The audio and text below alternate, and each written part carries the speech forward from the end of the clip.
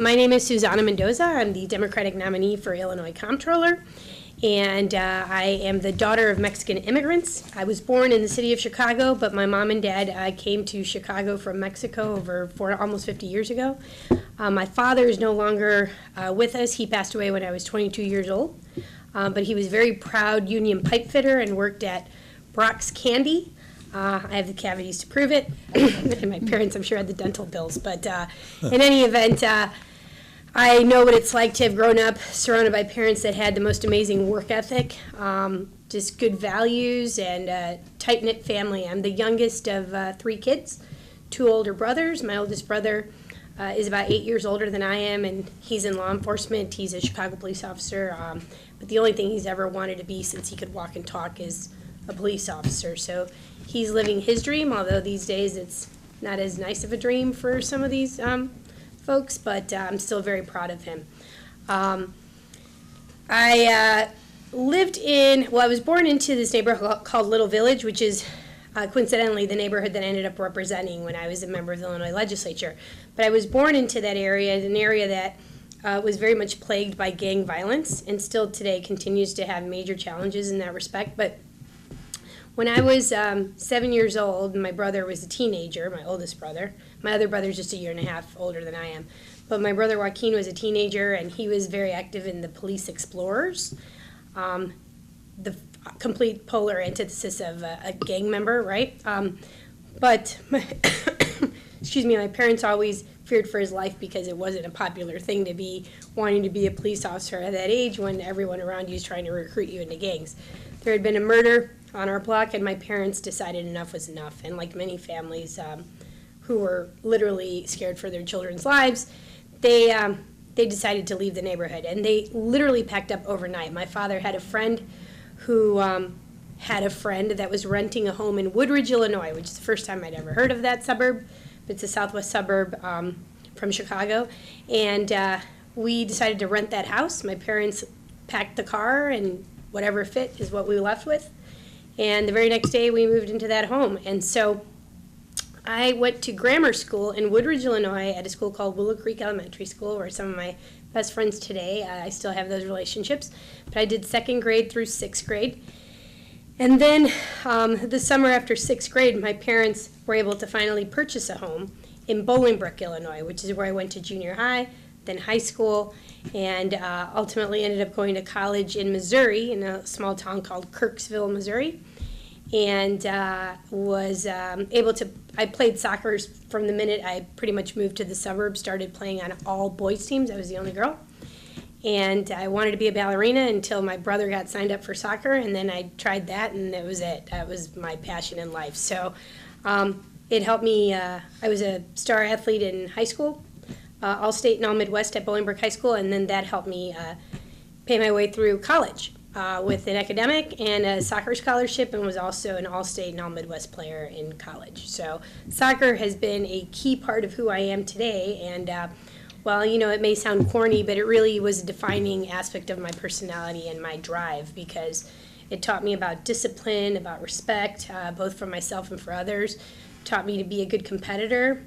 It also taught me about teamwork, but it also taught me about honing my leadership skills and being able to bring up your team with your performance. So those are all lessons that I learned that I've been able to apply in every aspect of my political life. And I'm very thankful for having had that opportunity. Another thing is, I completely remember what it was like to feel that I was run out of my neighborhood. So even though I was just 7 years old going on 8, I remember what it was like to not be able to play outside of my house, to only be allowed to play in my backyard, to have wrought iron fencing that I would grab the bars of and see the kids playing outside and wondering why we couldn't do the same. And it almost felt like you're in a jail within your own home. But then I remember what it was like to grow up in the security of a safe neighborhood where all the schools were good schools, where I went to a public school and had an opportunity to get a great education. And it was a full year after we moved to Woodridge before my mother actually let me play outside in front of the house by myself with my friends because of the shell shock of thinking that something bad was going to happen to us. And I remember that. So those are things I'll never forget. They've been instrumental into defining me again as a person. So as I got older, I started to realize the difference, right? We'd come into our neighborhood every week to buy our groceries because as a good Mexican family, we love good food. And my mom's the best cook in the world. So they didn't have rice and beans and tortillas and all the butcher meats that you would get in the neighborhood back in the suburbs at that time. Now you find everything, but this is many, many years ago. So my parents would buy all these things in the neighborhood, but then we'd go back to the security and safety of that suburb. So as I got older, and especially I remember one time being in high school, I was in the neighborhood with my mom, and I felt a little scared, frankly. And I thanked her, and I said, Mom, thank you for getting me out of this neighborhood as a little kid, because I think my life might be very different today had I not had the opportunity to grow up in the security of the suburbs the way I did. And it's not lost on me how lucky of a person I was and my brothers and what my parents did to sacrifice for us to be able to do that. But then and there, I remember telling my mom, someday when I graduate college, because it was never a thought that I wouldn't go on to college, right? This is the environment I grew up in. I'm going to get it to choose where I want to live and where I want to make a difference. And I could go on to, big and great things in the private sector and stay out in the burbs and make a family like most people would expect me to do.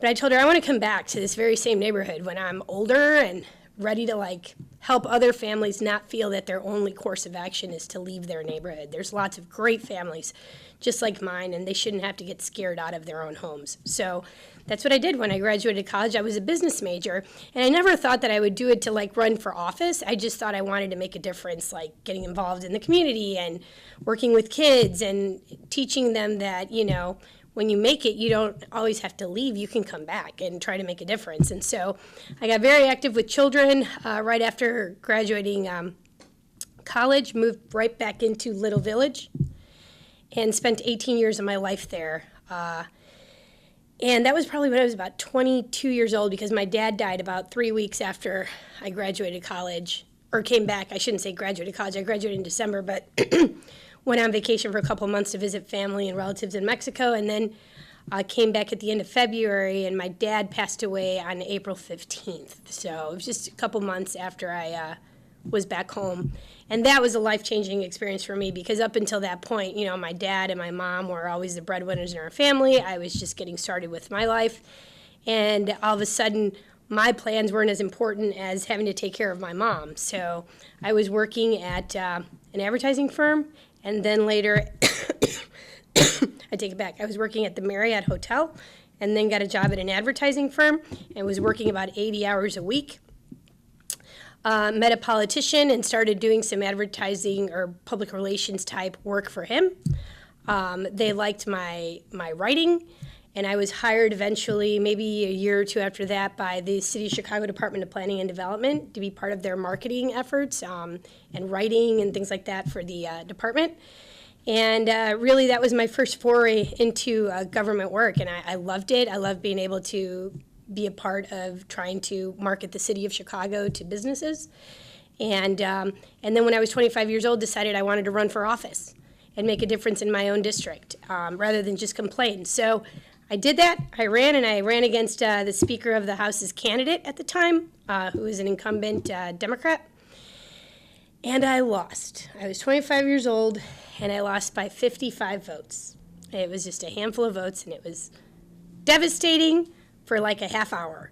And then after that, I got over it, because I had literally worked harder than I thought was humanly possible. I talked to more voters than anybody could have ever expected me to talk to the point where they didn't want to talk to me anymore. I raised more money than you'd ever expect a 25-year-old to be able to do. We were still completely outgunned and outmoneyed, but to come within 55 votes of beating an incumbent that was supported by the Speaker is saying something. And so rather than get down on myself, I was appreciative of the thousands of people that did vote for me, and I would just double down my efforts to get elected the second time. And I ran again in 2000 against the same person.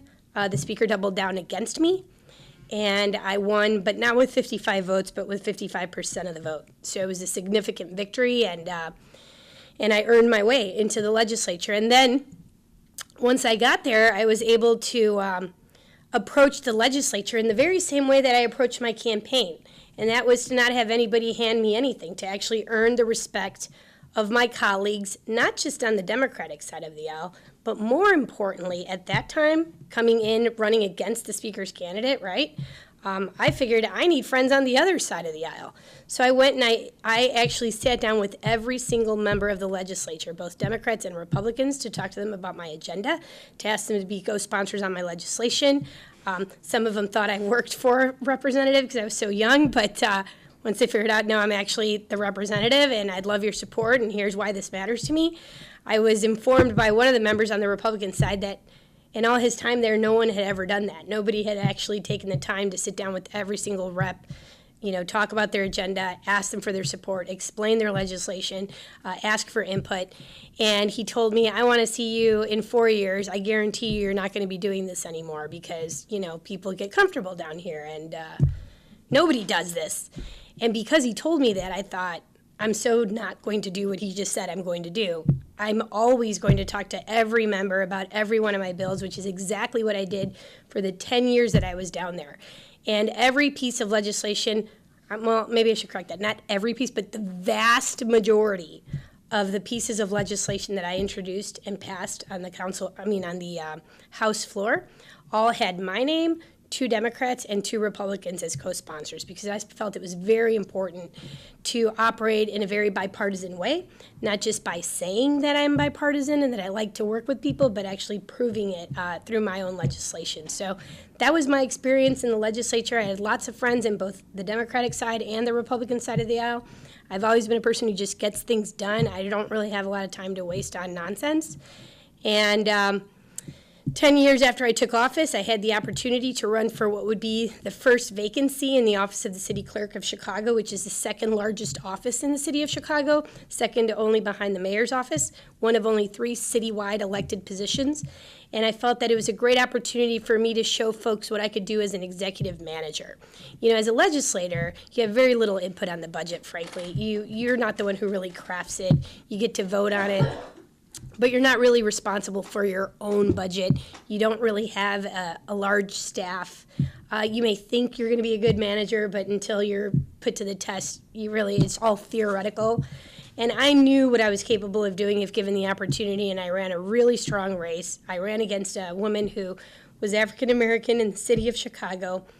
I, on paper, should have never thought that I could win that race, because she had already been elected county-wide as a water reclamation district officer, but people had seen her name on the ballot. She was African-American. The demographics, speak towards me not being able to win that in a head-to-head. And I represented the lowest voter turnout district in the entire state of Illinois. So there's no natural base for me to think that I could win that race head-on. But I worked super hard. I built strong coalitions of support based on folks that had seen me operate over the years. And I raised more money than any candidate had ever raised for an office that no one wants to give you money for. And I was able to get up on TV and make my case to the voters. And I won that race with 60% of the vote. And I actually only received 1,000 votes less than Mayor Emanuel did the first time he was elected. So he spent, probably 10 to 1 what I did on a budget. So I have really been very dedicated since the moment that Chicagoans gave me the opportunity to serve as their city clerk. I promised them that I would be a strong and independent advocate for them. It's exactly what I did on my first year, where I had to take on Mayor Emanuel when he tried to pass an increase that impacted the office that I represented as city clerk with the city sticker program. And rather than just go with the flow, which is what every other clerk had done in prior history, I took him on. And I took him on very publicly. And at the height of his popularity, I did that. And it didn't go over well with him. But that's okay with me, because that's what I promised voters I would do. And I stuck to my guns, and I ended up winning that argument and that debate with the public and the press, ultimately. And people saw that I was willing to stand up to whoever, no matter how powerful, if I thought that they were on the wrong side of an issue. The difference is, though, that I think that while I've been in disagreement with leaders of my own party on many occasions, I also have the ability to work with those same people who I oppose when it's necessary to get the ball moving forward. And I think that's sorely missing in the state of Illinois today. I can agree to disagree with someone, but it's not personal. It's, it's about policy, and I'll stand up and explain why I think that they're wrong and I'm right. But at the end of the day, they're elected, I'm elected. We all have to figure out a way to work together to move an agenda forward that benefits the people, and whether it's the city or the state or you name it. And so that's this challenge moving forward. I have this opportunity now, having run the second largest office in the city as the executive manager, having taken it from when I started, an office that the Civic Federation said shouldn't even exist, and many other people joined that chorus and said that it should just be merged with the mayor's office, and turned it into what is now, in just 5 years, seen by many as a model in government efficiency. Just today, we announced that as part of the mayor's initiative to invest in youth for this anti-violence call, we had a speech I was at last month where he asked everybody in government to try to find ways within our own budgets, within our own capacities, to save money or, direct any funds that we could towards this effort. And I answered the call today in a way that's completely unprecedented. My office just this year is $15 million ahead of where we thought we would be last year in new revenues for the city of Chicago without asking taxpayers to pay more.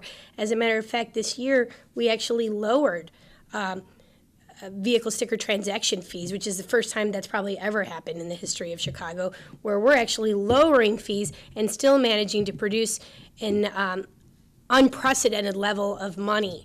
So we've taken an office that the Civic Federation said shouldn't exist, and 4 years later, they're no longer calling for our non-existence. They actually asked me to give their address at their luncheon last year. So it was a full circle turnaround, and I'm very proud of that because, I'm the first woman ever elected to that office. And for over 100 years, you had people elected or appointed to be city clerk who just showed up and turned the lights on. And just the office is supposed to run itself or something, and made nothing to make things easier for people who had to pay this wheel tax that our office is responsible for doing. So when I started, sales were about $100 million. They're not around $140 million.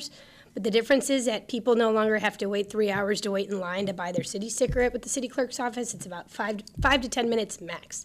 They can do it online in their pajamas or in the buff at no additional fees. We have tried to find every possible way to make our office operate better for people. I've eliminated the lines. I've done so with 10% less payroll than when I started. I cut my overtime by over 70% since I've been clerk. I did it with coming under budget every single year that I've been clerk as a Democrat. See, I'm proud of these numbers because, we get a bad rap, and I don't think that the Republicans should own being good fiscal stewards. I've been a great fiscal steward and watchdog for the people of Chicago. And so we've, like I said, eliminated lines, cut down our overtime, done it with less personnel, coming under budget every year, and I've generated over $50 million in new revenue for the city of Chicago without asking taxpayers to pay more. That's how you run government like a business. Just because we have limited time, if I could interrupt, why the comptroller's office, and what are some of the top priorities you would bring to that job? Sure. So just like I was very happy as a legislator and people said, why would you want to run for city clerk? As a matter of fact, Bernie, I think you asked me that very question when I decided to leave the legislature. What are you thinking, right? It's such a sleepy office. The comptroller's office is the most important office that most people have never heard of. And it shouldn't be that way because it's such an important office because it controls the state's checkbook. And at this particular time in history, we are facing the worst fiscal crisis of our history. And so I think that right now is when it matters whether you're a good leader, whether you're a good executive manager, whether you're good at working with people on both sides of the aisle, whether you can actually be the voice of reason and the adult in the room in trying to tell the story about how these policies are impacting people in Illinois in such a negative way. It's not just this word that we hear all the time, collateral damage.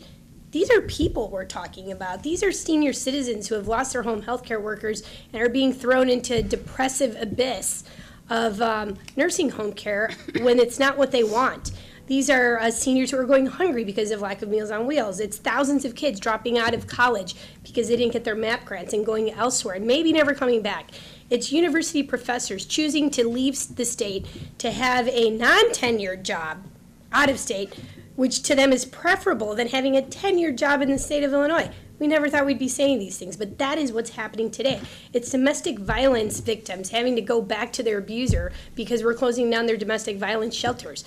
This is terrible, and it's really unacceptable, it's egregious, and it makes me sick to my stomach, and I can't just sit back and watch it happen when I know that I can make a difference. Now, I can't print new money, not the federal government, and I'd make no pretense to tell voters if you vote for me, all of a sudden the floodgates of money open up. That's not the case. But I'll get to tell this story on behalf of all of these people who are just written off as a number on a spreadsheet. It's not a number on a spreadsheet. There's a story there about a human being's life. And I really believe that somebody needs to be telling it in a way that gets the legislature to come together and get off their you-know-whats and actually start acting like adults. And I have a 3.5-year-old at home, so I've been honing my skills on stubborn, recalcitrant attitudes. This is probably, it's prepared me for, I think, what's ahead in Springfield, but it's really shameful, frankly, what's happening. And I believe that we don't have a really, truly independent voice of advocacy coming out of the comptroller's office right now, and that needs to change. So you see advocacy as kind of the key role? Well, I think that, while normally, of course, the comptroller has a function of, being the state's fiscal steward, and I can do both. I mean, I think that it really encompasses both. It's not just a straight accounting position. I think we have to focus on establishing stronger internal fiscal controls within the state's infrastructure. I'll match you on that. Get it in line with best practices for accounting principles. And, I'm looking forward to hiring the best team of folks to help me audit every single aspect of my own operation once I get behind the curtain.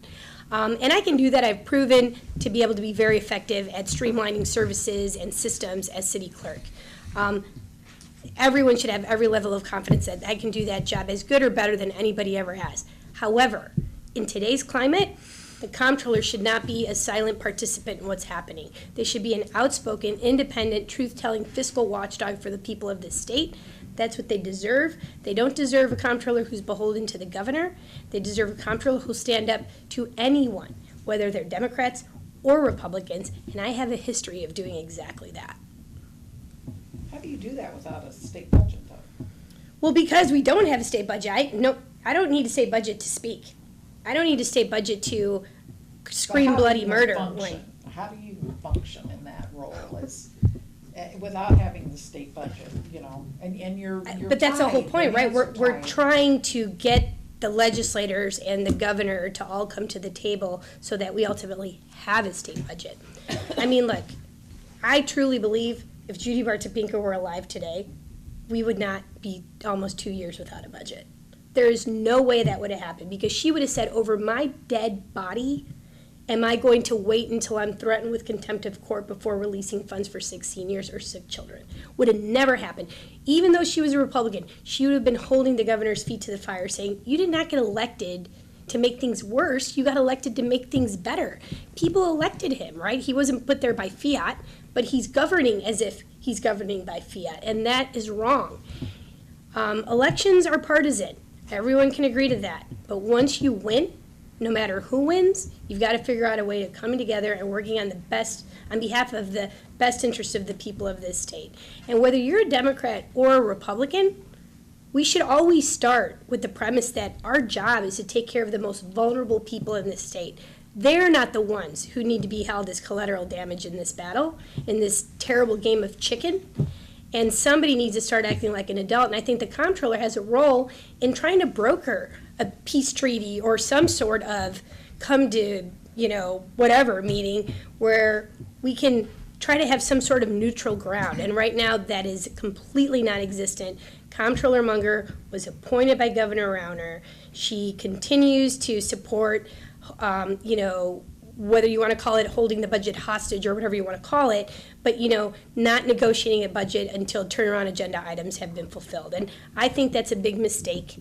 And we've seen that over the last 2 years, by every single measurable account, the state of Illinois is doing worse than it was prior to that, to the new administration. And I intend to at least get the conversation going and not be a silent participant. I mean, you ask, how do you make stuff happen? When the governor cuts autism funding on World Autism Day and Good Friday, the comptroller shouldn't be quiet about that, right? Scream bloody murder, that's wrong. It's wrong on so many levels. Because it's not just morally corrupt, it's fiscally unsound, right? It's fiscally unsound to move seniors from home health care worker situations, which is so much cheaper, than to put them into nursing home care, which is so much more expensive, and it adds to other medical problems like depression and so forth. They're morally bankrupt policies that are fiscally unsound. Having mothers quit their minimum wage jobs to stay home with children, many of whom those mothers might not even be fully literate, and they're supposed to be the first educators for those children 0 to 3, we're ruining 2 generations, the mom, the child, and by the way, it's completely fiscally unsound because now the state is paying for that mother's maintenance versus the mom who's trying to get back on her feet. Again, I think oftentimes doing the morally correct thing ends up being the fiscally sound one, but we need a short-term plan and a long-term plan. But the first plan should be to take care of our most vulnerable, and they're the ones who have been sacrificed in this budget mess. So when you talk about advocacy and spotlighting the problem, I think there's been a lot of attention and a lot of outrage. We had more than 100 newspapers calling for a budget solution jointly. What would you do to elevate it? So if you're advocating and the governor says, how do you advance it? Well, first of all, I'd start by saying stop demanding all of your agenda to go through before agreeing to even present a budget, right? So we can talk about some of the issues, and I think that it's fair to say that we should be discussing them all, right? But first of all, if they're so great, let's just put them up for a vote, right? Let's put them up for a vote. Why do we have to tie every one of his issues to the budget in order to move forward with the budget? And I think a lot of people have made that point already, and it's fallen on deaf ears. Yeah, well, I would say you're probably right about that, but the comptroller has the ability to prioritize the state's checkbook in a way that is done independent from what the governor is doing. And I think the governor, it's no secret that he made a point, and he's on the record saying that this is what he wanted. He wanted a crisis. He wanted to create a crisis in the state of Illinois to make the Democrats have to surrender on things like collective bargaining and things of that nature. So how would you use the power of the checkbook and that ability to prioritize? So I would certainly not be, I would be prioritizing based on what I believe is the correct moral compass and not the governor's. So as an example, it would not have taken a threat of contempt of court to get me to release funds. When you do that, you're starving basically these low-income, vulnerable populations into screaming, do whatever you need to do to negotiate with the governor so that I can get my funding. And that's part of the story that's not being told.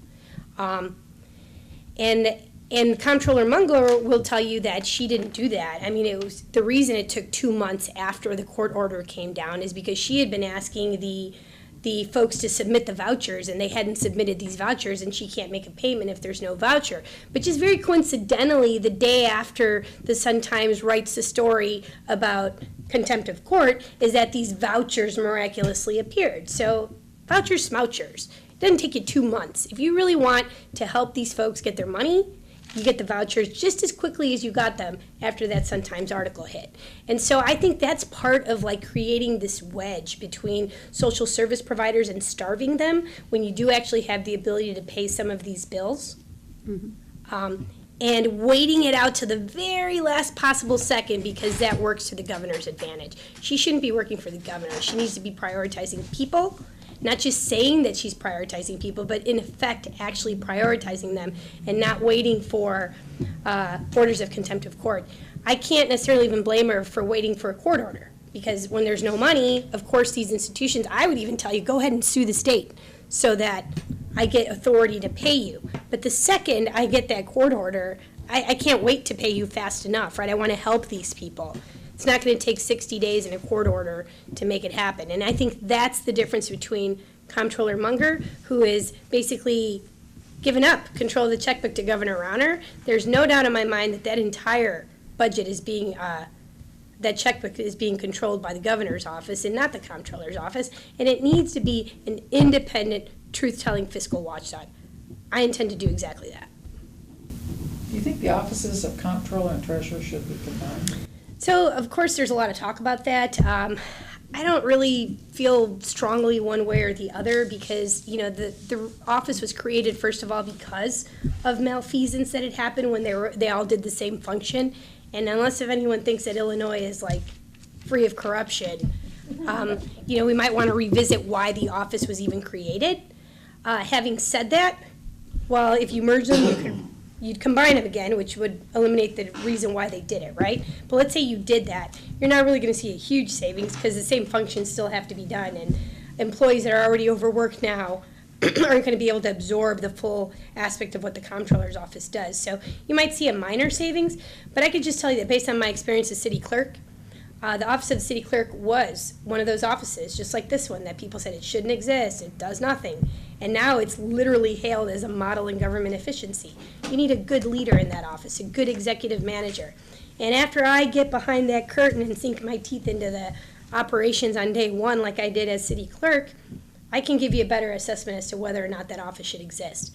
What I do think, though, that I'm looking forward to is getting behind the curtain, taking a really good solid inventory of every single program that our office is responsible for overseeing and seeing whether or not we should be responsible for overseeing those programs. There may be an opportunity to look at something that, why is this in the purview of the comptroller? Could it be better suited in a different agency or in a different office? And would it be more cost effective to do that so that we fully concentrate the office of the comptroller on what it should be doing best? And I have examples of having done that even in the city clerk's office. And it's interesting because when I got there, I said, why do we do this program? It doesn't make any money for the city. It's kind of like a loser, but it's more of like a PR thing.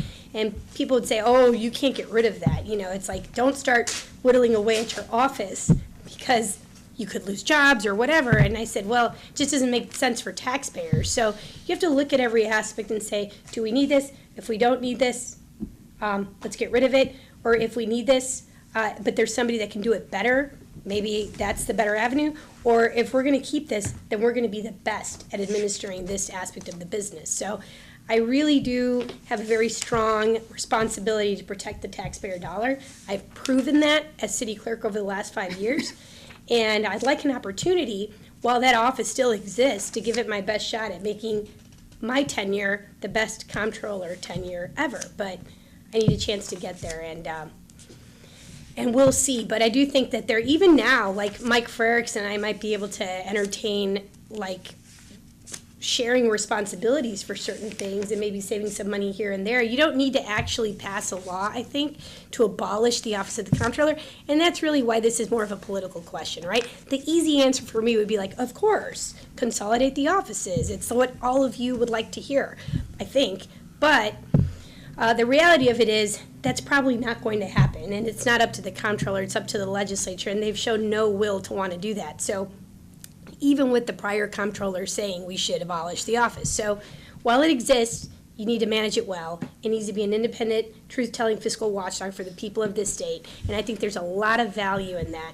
And like I said, that's exactly why I'm running for this office.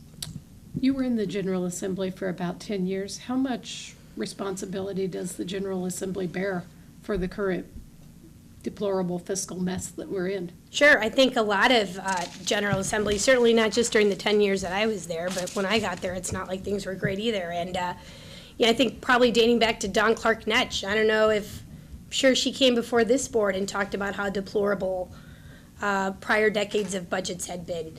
But this is not a mess that is either fully owned by Republicans or Democrats. I mean, there's members on both sides of the aisle that all are responsible for the crisis that we're in today. So, we can sit here and point blame all day long, but I'm frankly just more interested in moving the state forward and not focusing on all the bad stuff that's happened. It's happened. We need to move on, and we need to get this state back in fiscal order, and it's not going to be easy. I'm asking voters to give me an opportunity to take on the worst job in the world right now during this fiscal crisis. I'm not asking you to do it because I'm going to enjoy every minute of being comptroller. I'm not asking you to do it because I want you to call me comptroller.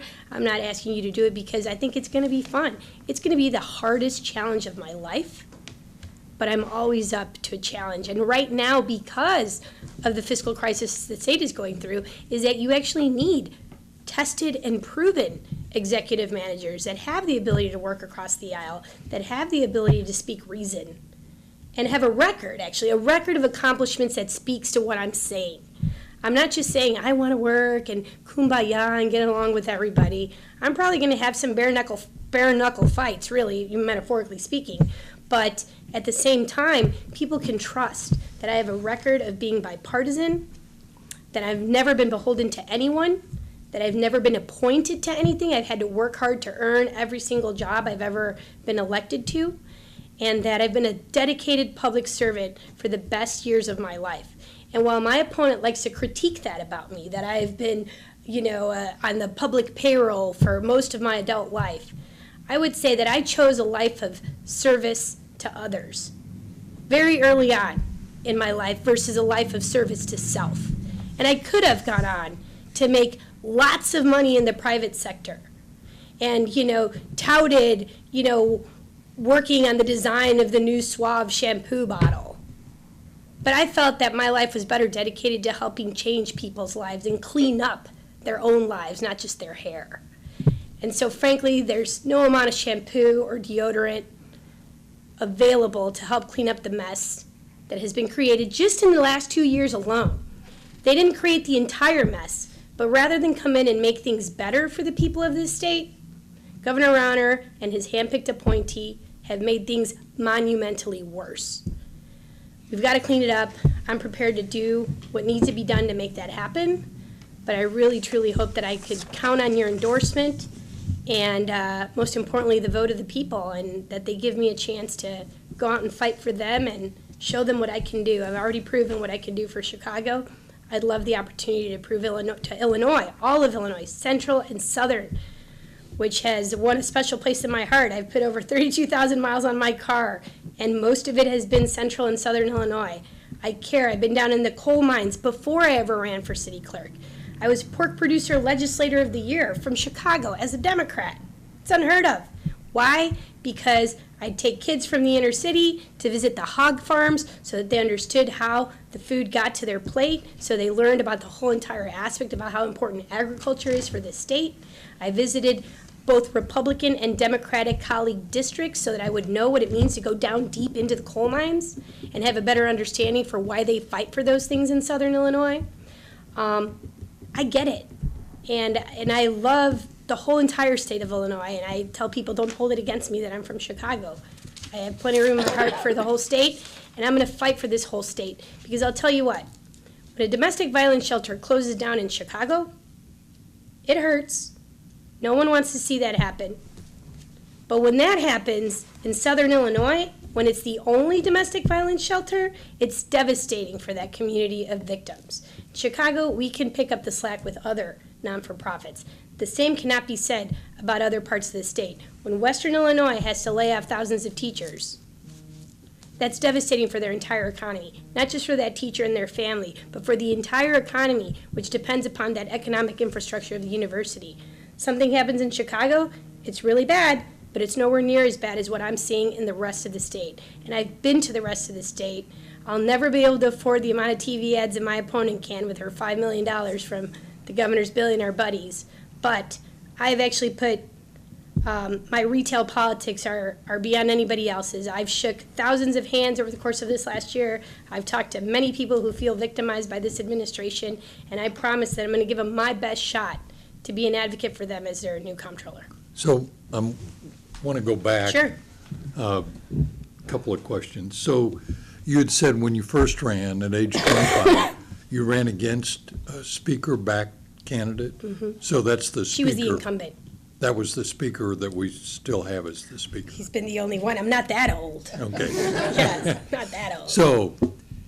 So at what point did the speaker recognize that you and kind of bring you into the fold? Sure, it was probably. And how was that? I want to say maybe like a good 4 years into my term. 4? Yeah, I mean, I don't remember the exact moment. Yeah. But I would say it started to happen when I became a very strong and outspoken critic against Governor Blagojevich, and that was before it was popular to do that.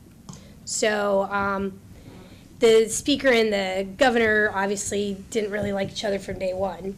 But I still wasn't, very even remotely close to the speaker. I was, like I said, I relied upon my great relationships on the right side of the aisle to get all my legislation passed, right? Because sometimes, when you're not part of the clique, you don't get the support, perhaps, that you might depend on otherwise. So I had to. But your bills were still being called. Yes, they were still being called, right. I mean, I'm a Democrat, and I would have fought tooth and nail if they hadn't, right? So they were still being called. But the same can be said about Republicans. Everybody got their same amount of bills passed. It would be totally untrue if somebody told you that just because they were a Republican, their bills didn't get called. We all had X amount of bills.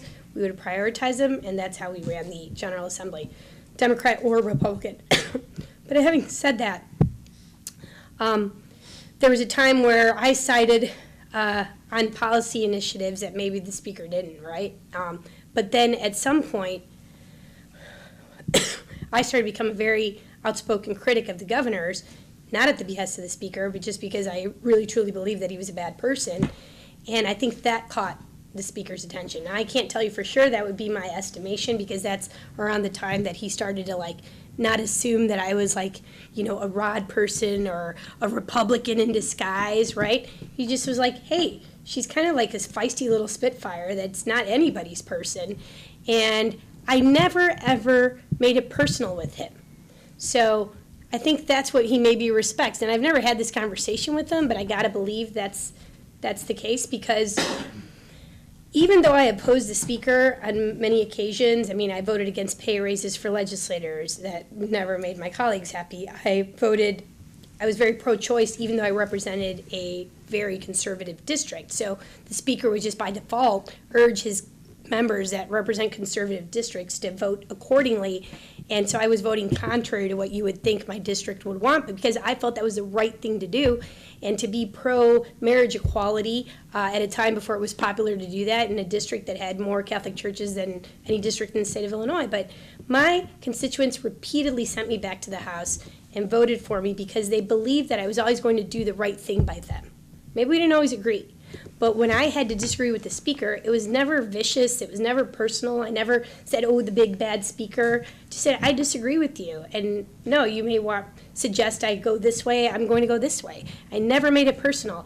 And so having seen that, and then seeing that I was willing to take on the governor before it was popular to do that, and I was out on my own because I didn't have the support of the speaker.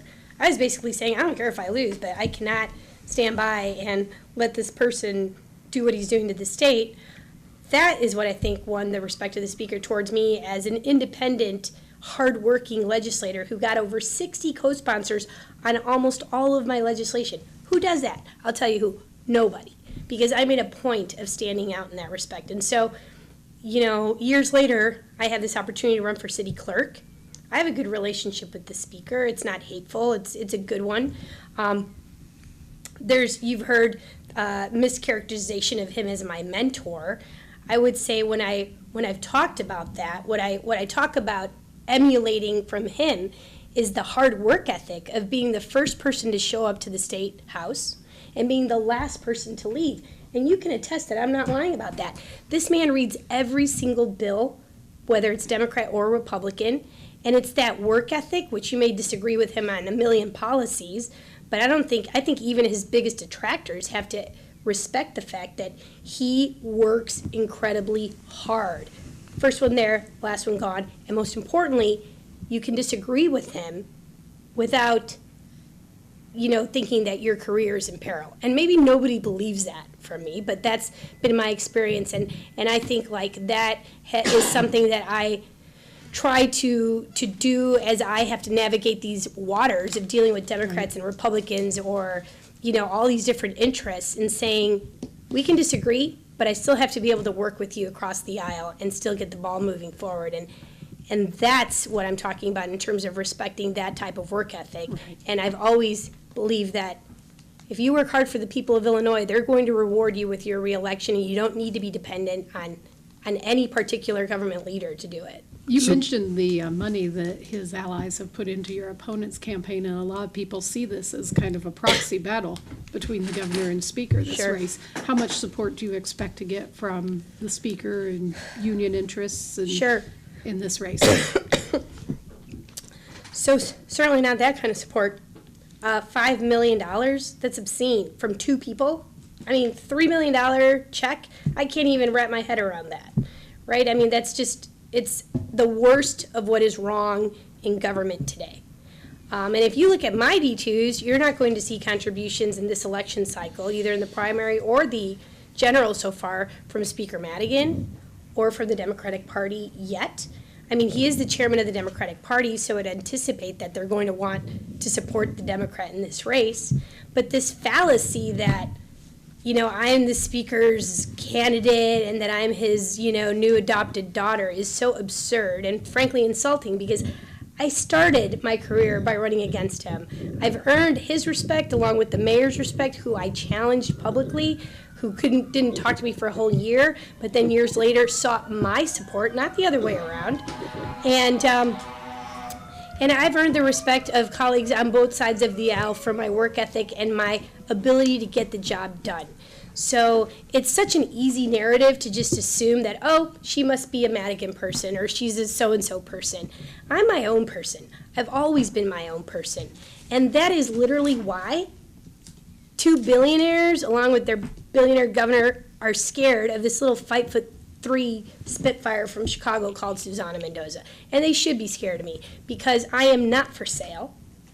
And I don't have those big influxes of money that are in my account. I do have large contributions from organized labor, and every single one of those contributions I have personally solicited, because they know what's at stake. When Dan Hines was comptroller, he threw down the first executive order that said that if you do not pay prevailing wage on public jobs where you're supposed to, he's not going to pay those contracts.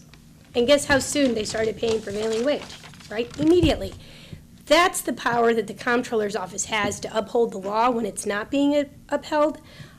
That's why organized labor understands that as a daughter of a union pipe fitter, I know the value that organized labor brings to this state. I completely disagree with Governor Rauner's assessment that organized labor is all the problem in Illinois. My dad was a pipe fitter. He worked hard for every dollar. He didn't wake up and make $27,000 in passive income by, you know, dismembering jobs in the state of Illinois, which is how our governor has made the majority of his wealth, right? My dad helped to build the city of Chicago and the company that he worked for, and he helped to build the character in his daughter. And so I'm going to fight for people in organized labor, not because I'm fighting for some union boss, but because I'm fighting for the men and women that are just like my dad, that are just like my brother, that are just like my father-in-law, who raised 9 kids on a local electrician salary and barely had enough money to ever buy anything for himself or his wife. Those are the folks that are being victimized by this turnaround, turn upside down agenda. And it's not political rhetoric, it's just the facts. I talk to regular people. I'm not a billionaire. I've never even met a guy that could write a $3 million check, much less receive it. So organized labor is excited about my candidacy because they see me as one of their own, not because the speaker's making calls on my behalf, because he hasn't. I'm a big girl. I can ask people for their support, just like I'll ask you for yours. Please support me and anybody watching. But, you know, I know you folks have just met me now, but Bernie has seen me. You know I'm not lying about anything I'm saying. I was never in my seat in the General Assembly because I was always working my bills, talking to one of the members. And so I'm ready for this next challenge. I stand on my own 2 feet. I don't need people coming to my rescue with $5 million checks to go on a mad shopping spree of false information and lies about my record. But that's what I expect to happen over the next 33 days, but who's counting? Okay. Do you support tax increases as a way to get out of the fiscal crisis? So I think, even Governor Rauner has acknowledged that we're going to need a tax increase, and my opponent is on the record having said that she thinks you probably need to at least have an 8% tax increase to get the budget in order. I disagree that we need to be looking at a flat tax of 8% or 5% or whatever. I really truly believe that there is political will to move forward with advancing a progressive income tax similar to what Lou Lang had introduced. Truthfully, when I was in the legislature, there was no political will. We would always talk about this progressive tax concept in caucus, and it would die before somebody was even finished saying tax, right? So no, it can't be done. There's no political will to do it. And my conversations with colleagues today are very different about that. There is very much a growing political will, not just from the legislators, but from the people of the state, because they see what other neighboring states are doing. And Governor Rauner, who is such a big fan of Scott Walker's, right? He just conveniently picks the things that Scott Walker likes, but doesn't ever acknowledge the fact that Wisconsin is doing very well with their progressive income tax that they have. So I think now's the time to actually advocate for that. It's not just like a Don Quixote type thing. There's really an opportunity, if we seize this and lead on this issue, to get the state back on track through a combination of things like a progressive income tax, which gives a a tax cut to the vast majority, 99% of the people of the state, but makes those billionaires that can write $3 million and $2 million checks just for fun have to pay their fair share, and not balance a budget on the backs of hardworking people that are just trying to make ends meet and put food on their table. It's time to do that in Illinois. We also have other things that we can do that have to be done at some point, pension reform, but you need to have willing participants and a level of trust established between all of the participants that are going to be affected by pension reform. Mayor Emanuel had a really good crack at it in Chicago and was able to get buy-in from all of the groups that were affected for the most part, and was found unconstitutional, and they're back at the drawing board. But he at least set the tone for how you can have constructive dialogue and actually present a plan that will hopefully at some point in the near future actually result in true pension reform for the city. The same can be done on the state level. But, it's hard to come to an agreement with somebody who just vilifies your very existence, right? And says that you have no right, after years of working hard on a promise that you were given when you were first hired and paid into your pension religiously, that you don't deserve to retire with some job, with some security. That's wrong. And I think that if we can make sure that when folks, for example, pensioners, when they retire, actually have a pension that will, be of value to them, they need to understand that we have to reform the pension somehow, because if we don't, then when they do retire, there will be no pension there to take care of them. And so it's incumbent upon the state from a fiscal perspective to get this in order, because it's our number one drag on finances. But that, coupled with progressive income tax, and even talking about other reforms, I think is fair game. They just shouldn't be tied to passing the budget, and people shouldn't be the collateral damage in return for the governor's ego, which I think that's what it is today. It's this insatiable ego that just reminds me of a more polished version of Donald Trump. And I'm not a big fan.